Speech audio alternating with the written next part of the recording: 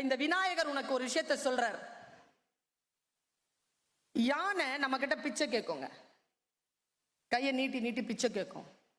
ஆனா இதுவும் யானை தான், இதுகிட்ட நாம பிச்சை கேட்போம். அப்படித்தானே? நாம கேட்கிறோம்ல, அது நமக்கு கொடுக்குது இல்ல. வெளியில இருக்கிற யானை நம்ம கிட்ட பிச்சை வாங்குது. ஒரே காரணம் தான், யானைன்னா மதம் பிடிக்கும். மதம் பிடிச்சா அது உலகத்தை அழிச்சிரும். அந்த மதத்தை அடக்கிறதுக்குன்னு ஒரு ஆயுதம் இருக்கு, அதுக்கு பேர் அங்குசம். பிச்சை எடுக்கிற யானை தன் பலவீனத்தை அடக்கக்கூடிய ஆயுதத்தை பாகன் கையில் கொடுத்திருக்கிறது.